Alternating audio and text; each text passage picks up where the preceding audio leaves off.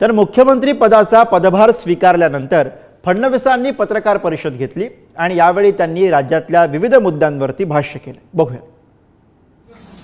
शक्तीपीठ महामार्गाच्या संदर्भात सांगली जिल्ह्यापर्यंत त्याला पूर्ण समर्थन आहे आणि सगळे शेतकरी आमच्याकडे येऊन सांगतात की तुम्ही भूसंपादन करा।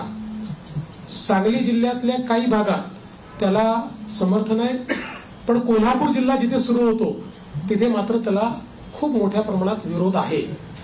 आणि आम्ही ज्यावेळी समृद्धी महामार्ग केला त्यावेळी आम्ही विरोध पत्करून नाही केला, लोकांना समजावून केला।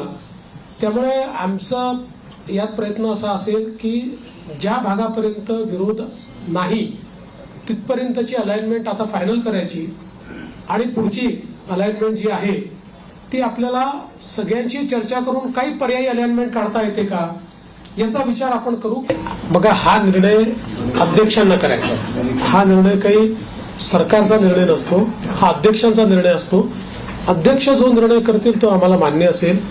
आपण हे बघितलं असेल की लोकसभेमध्ये जेव्हा विरोधी पक्षनेते पद नव्हतं 10 वर्ष, तरी देखील जो सर्वात मोठ्या पक्षाचा नेता होता त्याला विरोधी पक्षनेत्याप्रमाणे सगळे अधिकार लोकसभेने दिले होते किंवा सगळ्या प्रकारे त्या जागांवर जिथे स्टॅट्युटरीली विरोधी पक्षनेता असतो तिथे त्यांना इन्व्हॉल्व्ह करून घेतलं। या ठिकाणी अध्यक्ष जो निर्णय करतील आम्हाला तो मान्य असेल। त्यांनी जर ठरवलं की आपल्याला विरोधी पक्षनेता द्यायचा, आम्ही कधीच विरोध करणार नाही। त्याच्यामध्ये बरीच कारवाई झाली। मध्यंतरीच्या काळामध्ये त्याची केस कोर्टामध्ये झाली, कोर्टामध्ये त्याला सपोर्टिंग एफिडेव्हिट्स आम्ही केले, परंतु एका कुठल्या तरी सर्टिफिकेटमुळे कोर्टाने त्याच्यात दुसरा निर्णय घेतला। नंतर ते सर्टिफिकेट बोगस असल्यामुळे ते सर्टिफिकेट आम्ही रद्द केलं।